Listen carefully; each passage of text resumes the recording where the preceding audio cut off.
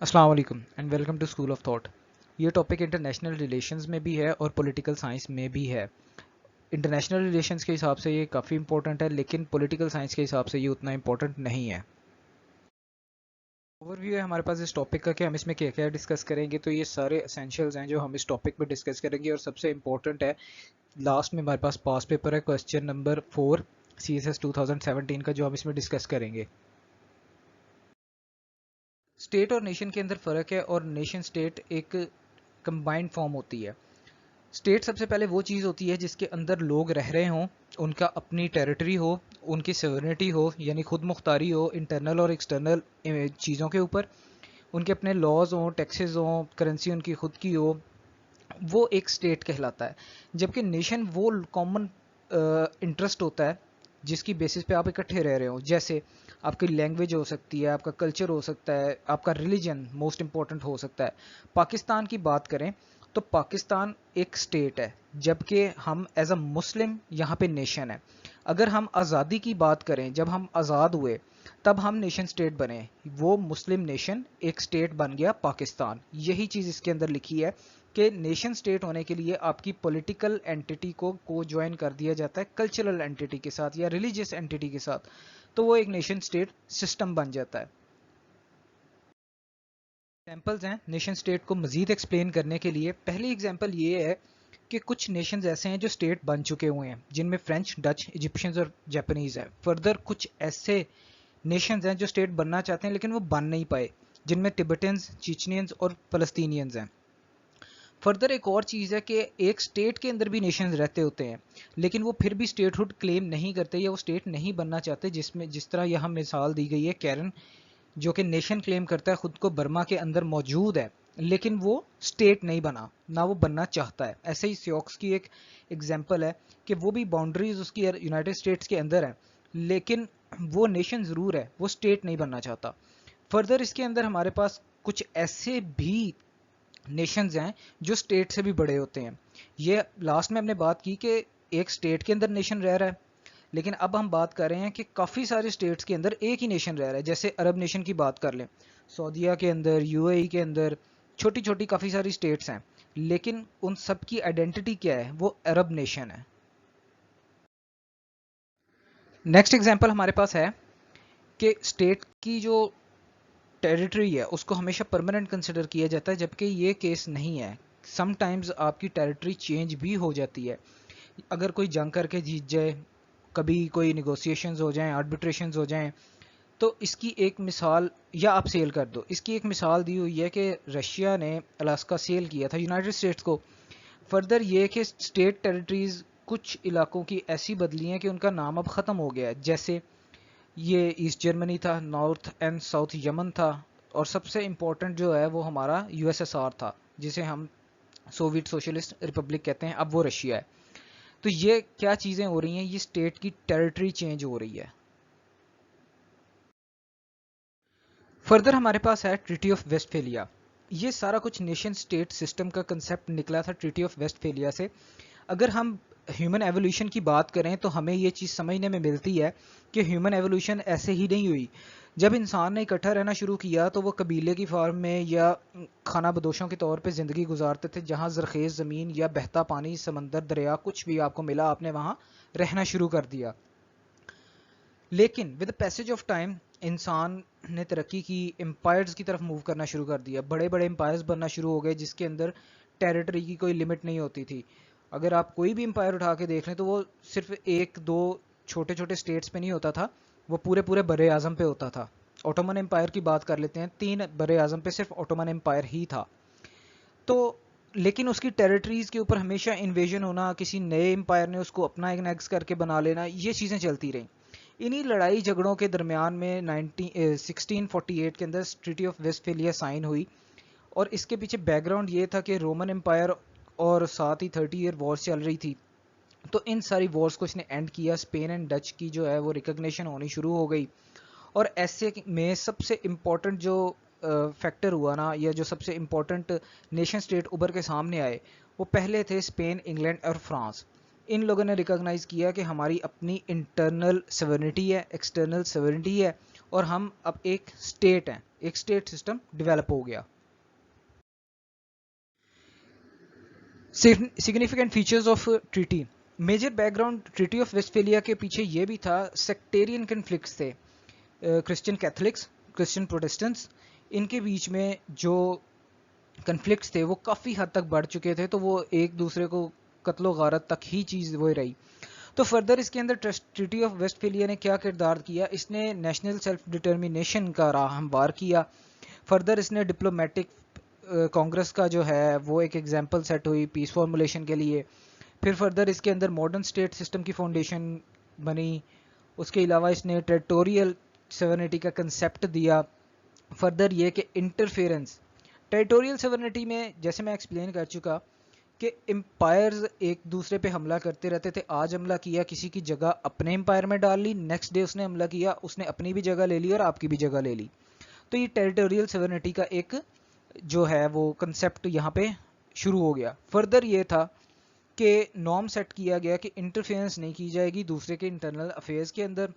Holy Roman emperor جو تھا اس کی ساری جو پاورز ہیں وہ ختم کر دی تھی, چونکہ تھیوکریسی تھا, یعنی کہ ایک مذہبی پیشوا گورن کر رہا تھا رومن ایمپرر کو. اس کی ساری جو طاقتیں ہیں وہ ختم کی گئیں, رومن امپائر سے فیڈریشن کی طرف چلا گیا. فردر یہ ہوا کہ ریلیجیس فریڈم ہو گئی جرمن سٹیٹس کے اندر, اور کیتھولک چرچ کا جو ہے وہ انفلوئنس یورپ کے اندر ختم ہو گیا. یہ سارا کچھ ہوا اس ٹریٹی کے بعد. فردر سگنیفیکنٹ پوائنٹس کے اندر ہمارے پاس ہیں کہ اس نے کلیریفائی کیا نیشن سٹیٹ کو, گورنمنٹل بارڈرز کو اور نیشنل انٹرسٹ کو, اور ڈیولپمنٹ ہوا ماڈرن نیشن سٹیٹ سسٹم کا. فردر اس کے اندر ہمارے پاس ہے کہ ہسٹوریکل ایوولوشن آف سٹیٹ ہوئی کس طرح, یا پروسیسز کیا تھے, کس طرح جو سٹیٹس ہیں وہ بننے شروع ہوئے ٹریٹی آف ویسٹ فیلیا کے بعد. ایک تو طریقہ کار تھا کہ ٹرانسفارمیشن کے تھرو ہوئے, کہ جو ملک تھے وہ وہیں پہ رہتے ہوئے ٹرانسفارم ہونا شروع ہو گئے. جیسے برٹن اور فرانس کی تھی, ان کی وہی ٹیریٹری تھی, انہوں نے ٹرانسفارم کرنا شروع کر دیا اور اپنے آپ کو ایک نیشن سٹیٹ کے اندر لے آئے کہ ہم یہ سارے فرینچ ہیں, ہماری یہ ڈیفائنڈ ٹیریٹریز ہیں اور ہم اب ایک نیشن سٹیٹ ہیں. اس کے بعد آئی تھی یونیفیکیشن. یونیفیکیشن ہوتا ہے کہ 2-3 سٹیٹس کا مل کے ایک بن جانا, 2-3 نیشنز کا مل کے ایک بن جانا. جیسے میں ہمارے اپنے پاکستان کی بات کرتا ہوں, ہمارا پنجاب, سندھ, بلوچستان اور خیبر پختونخوا, یہ سارے کے سارے یونیفائڈ ہوئے, یونیفائڈ ہو کے ہم سٹیٹ بنے. اسی طرح جرمنی بھی ہوا, اٹلی بھی ہوا, یو ایس ایس آر بھی ہوا اور یوگوسلیویا بھی ہوا. فردر ہمارے پاس آتا ہے سیزیشن اور بریک اپ. کچھ سٹیٹس ٹوٹنے کی وجہ سے بھی بن جاتے ہیں. ہمارے پاس سب سے اچھی اس کی اگزامپل کون سی ہے, یو ایس ایس آر 1990 کے اندر جب ٹوٹا تو کافی سارے سٹیٹس نکل آئے اس کے اندر سے. اوٹومن امپائر کے ساتھ بھی یہی ہوا, اس کے اندر سے ٹوٹ کے ٹرکی علیحدہ ہوا, سربیا علیحدہ ہوا اور بہت سارے کنٹریز یا سٹیٹس بن گئے. فردر ہمارے پاس آیا تھا ڈی کولونیلائزیشن. جب آپ کو اس بات کا بھی پتا ہے کہ ٹریٹی آف ویسٹ فیلیا بے شک 1648 میں ہوئی, لیکن برٹن نے اپنا امپائر سسٹم نہیں چھوڑا, وہ کالونیز بناتا رہا. ہمارے یہاں پہ بھی کالونی بنی رہی. جب ڈی کالونیلائزیشن ہوئی تو پھر نئے اسٹیٹ بننا شروع ہو گئے, جس کے اندر ہمارا انڈیا اور پاکستان بھی شامل ہے. فردر ایوولوشن جب ہوئی ماڈرن اسٹیٹ نیشن سسٹم کی تو وہ کس طرح ہوئی, اس کے اندر ہمیں صرف اتنا پروسیس سمجھنے کی ضرورت ہے کہ ظاہر ہے کہ سائنس نے ترقی کی, انسان کی آبادی, ہیلتھ سسٹم بہتر ہونے کی وجہ سے آبادی میں کافی اضافہ ہوا. اس اضافے اور سائنس میں جد و جہد کی وجہ سے ہمارے انڈسٹریل ریولوشن آئے, آپ کی پروڈکشن بھی بڑھ گئی, آپ کی ضروریات بھی بڑھ گئیں, آپ کی انڈیپینڈنس بھی ہونی شروع ہو گئی, اکنامک گروتھ کا ایک ٹائم آیا, اور اینڈ پہ اب ہماری ملٹی لیٹرل آرگنائزیشنز بن گئی ہیں. تو یہ ایک ہیومن ڈیولپمنٹ ہوئی جو کہ ساتھ ہی ساتھ ماڈرن نیشن سسٹم کو بھی ڈیولپ کرتی رہی. کچھ سگنیفیکنٹ فیچرز ہیں ماڈرن اسٹیٹ نیشنز کے, ان کے اندر سب سے پہلا ہے سیورنٹی ہونی چاہیے. آپ کی انٹرنل اور ایکسٹرنل سیورنٹی ہو, آپ کے ملک کے اندر نیشن اسٹیٹ ہونے کے لیے نیشنلزم کی فلسفی ہو. نیشنلزم کا پورا ٹاپک میں آپ کو بعد میں ایکسپلین کروں گا, فی الحال اتنا سمجھ لیں کہ نیشنل انٹرسٹ میں جو چیز ہو یا آپ ایز اے نیشن جو آپ کے لیے امپورٹنٹ ہو. Nation state can be conceptualized as a territorial entity, ایک آپ کی ٹیریٹوریل اینٹی ہو اور آپ کو ایکول سورن اسٹیٹ کنسیڈر کیا جائے، یعنی کہ تمام ملک چاہے وہ چھوٹے رقبے پہ ہوں چاہے وہ بہت بڑے رقبے پہ ہوں، لیکن ان سارے کے سارے ملکوں کو ایکول کنسیڈر کیا جائے گا۔ Evolution of nation state in Europe, یہ ایگزام کے حساب سے امپورٹنٹ ہے کیونکہ یورپ کے اوپر وہ جب بھی پوچھتا ہے کوشچن نیشن اسٹیٹ کا، وہ یورپ کے لحاظ سے پوچھتا ہے، اور یہ میں سارا آپ کو آلریڈی ابھی ایکسپلین کر چکا ہوں، میں آپ کو دوبارہ بتا دیتا ہوں۔ جیسے میں نے کہا کہ ہم قبیلوں سے اٹھ کے آئے ہوئے ہیں سارے کے سارے، یا ہم چھوٹی چھوٹی سویلائزیشن سے یا چھوٹی چھوٹے خانہ بدوشوں کی جو فیملیز ہیں وہاں سے سب کے سب وہیں سے آئے ہیں، کیونکہ یہ ہیومن ڈیولپمنٹ کا پروسیس تھا۔ تو پہلے سٹیز بننی شروع ہوئی، گریک سٹیٹ سسٹم بنا، پھر وہ رومن امپائر بنا، پھر مڈل ایجز میں جا کے جب 1648 کے اندر ٹریٹی آف ویسٹ فیلیا سائن ہوئی تو وہ لوگ ایک state system, nation state system کی طرف آنا شروع ہو گئے۔ یہ ساری ڈیٹیل وہی ہے، اس کے اندر فیوڈل سسٹم آیا اور پھر وہ کس کس طرح چینجز ہوئیں وہ سارا کچھ اس کے اندر مینشن کیا گیا ہے۔ لیکن اس سارے کے اندر امپورٹنٹ یہی ہے کہ جب اسٹیٹ سسٹم آیا اس سے پہلے سورن اسٹیٹ یعنی خود مختار اسٹیٹ کا کوئی کنسیپٹ نہیں تھا، نہ ہی نیشنل سیلف ڈٹرمنیشن کا تھا اور نہ ہی سیکولر اسٹیٹ کا تھا۔ یہ سارا کچھ نیشن اسٹیٹ سسٹم اپنے اندر لے کے آیا، لیکن ظاہر ہے کہ ٹریڈ ہمیشہ ہوتی رہی ہے، اکنامک انٹریکشنز ہمیشہ ہوتی رہی ہیں۔ آپ کو پتہ ہے کہ بارڈر سسٹم پہلے چلتا تھا جب کرنسی نہیں تھی، اور بیلنس آف پاور کا جو ہے اس کا بھی کنسیپٹ چلتا رہا۔ نیکسٹ ہمارے پاس ہے کہ ایوولوشن ہم نے دیکھ لی کہ کس طرح ہیومن ایوولوشن کے ساتھ اسٹیٹ بھی تھوڑا سا ایوالو ہوا، لیکن جب ٹریٹی آ گئی تو پھر اس کے بعد ایمرجنس نیشن اسٹیٹ کی کس طرح ہونی شروع ہوئی، اسپیشلی یورپ کے اندر۔ اس میں پہلا فیز یہ ہے کہ جو برٹش اور فرینچ نیشن سے وہ بنے، اور وہ کس طرح بنے ہمیں پتہ ہے کہ وہ ٹائم ان لوگوں کی ترقی کا، فلاح کا، انلائٹنمنٹ کا تھا، آپ اسے جو مرضی نام دے لیں۔ کالونیز بنائیں ان لوگوں نے، انڈسٹریز لگائیں، کام کیا، پیسہ کمایا، دنیاوی فلاح انہوں نے اچھی خاصی بنائی، اور پھر یہ برٹش اور فرینچ نیشنز بنے، ہر حساب سے انہوں نے خود کو ٹرانسفارم کیا۔ سیکنڈ فیز ہمارے پاس آتا ہے 19 سینچری کا، جس کے اندر جرمن اور اٹیلین نیشن اسٹیٹ بنے۔ وہ بنے یونیفیکیشن کے تھرو، یعنی دو حصوں کا مل کے ایک حصہ بن جانا، یہ ہم نے پڑھا تھا۔ اور سربیا اور گریس جو ہیں وہ سیزیشن یعنی چھوڑ دینے کی وجہ سے یا سیز کر دیا اوٹومن امپائر نے ان کو، تو وہ بن گئے۔ فردر ہمارے پاس آتا ہے تھرڈ، پوسٹ ورلڈ وار، جنگ ختم ہوئی، ہمیں پتہ ہے کہ اوٹومن امپائر ٹوٹ گیا۔ جب اوٹومن امپائر ٹوٹ گیا تو اس میں سے کافی سارے نئے اسٹیٹس نکل آئے، Austria, Hungary, Bulgaria, Turkey, Romania, ان کی ڈس انٹیگریشن ہوئی، اس امپائر کی ڈس انٹیگریشن ہوئی اور کافی سارے نئے اسٹیٹس نکل آئے۔ اور لاسٹ اس کے اندر ہے فورتھ فیز جو کہ پوسٹ کولڈ وار ہے۔ ہمیں پتہ ہے USSR 1990 کے اندر ٹوٹ گیا، اس کے بعد یوگوسلیویا اور یوکرین، لتھوینیا، لیتویا، مولدووا، ایستونیا، اور مطلب کافی سارے یہ اسٹیٹ نکل آئے اس کے اندر سے۔ وہ کس طرح نکلے؟ یہ بھی ڈس انٹیگریشن کی وجہ سے نکلے، ایک بڑے ملک میں سے چھوٹے چھوٹے کافی سارے ملک نکل آئے۔ یہ میں نے اس کے اندر انکلوڈ تو کر دیا کہ evolution of nation state in post colonial era, کہ کولونیل ایرا کے بعد چونکہ ہمیں پتہ ہے کہ برٹش تقریباً اپنی ہر جگہ پہ کالونیز بنا چکا تھا۔ اتنا امپورٹنٹ یہ اس لیے نہیں ہے کیونکہ کویسچن جب بھی آیا ہے نا، اگر ہم پاس پیپرز دیکھیں تو وہ زیادہ تر یورپین ریجن کا ہی آیا ہے۔ تو فلپائنز آزاد ہوا، اس کے علاوہ ہم بھی آزاد ہوئے، افریقہ آزاد ہوا، ٹھیک ہے، اور مطلب کافی سارے یہ اسٹیٹس ہیں جو کہ کالونیز سے نا وہ انڈیپینڈنٹ اسٹیٹ بننے شروع ہو گئے۔ تو یہ بے شک آپ خود پڑھ لیجئے کون کون سے اسٹیٹ آزاد ہوئے یا کون سے رہ گئے، یہ اتنا امپورٹنٹ ایگزام کے لحاظ سے نہیں ہے۔ اس کے اندر بھی سارے وہی اسٹیٹ ہیں جو کہ پوسٹ کولونیل ایرا میں آزاد ہوئے، کوریا، ویتنام، چائنا، بیلجینز، پھر Indonesia became nation state, Malaysia, یہ سارے جو ہیں باقی ریجن کے ہیں۔ امپورٹنٹ اس میں سب سے زیادہ یورپ ہے۔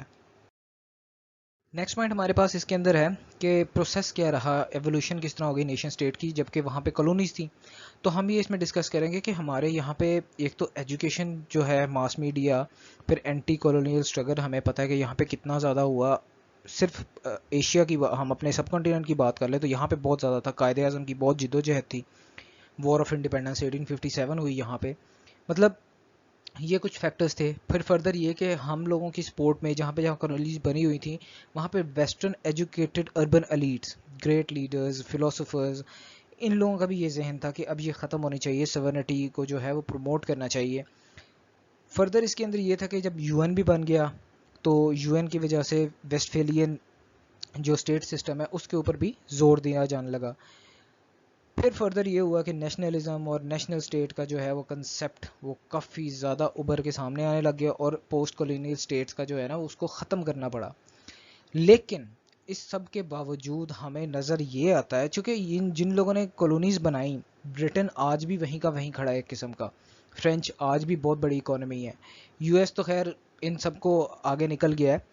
لیکن جو اسٹیٹس آزاد ہوئے اس کے اندر کچھ اسٹیٹ ایسے ہیں جن کو اب فیلڈ اسٹیٹ کہا جانے لگ گیا ہے کہ وہ ناکام ہو چکے ہیں. صومالیہ، سودان، سیریا، یہ کچھ اس قسم کے اسٹیٹ ہیں جن کے بارے میں یہ اسپیشلی کہا جاتا ہے. تو اب ہم فردر دیکھنے لگے ہیں کہ وہ ریزنز کیا ہیں کہ یہ اسٹیٹس فلکس میں کیوں ہیں. نیکسٹ پوائنٹ ہمارے پاس ہے اس میں، ریزنز کیا ہیں of nation state in flux کیوں ہیں.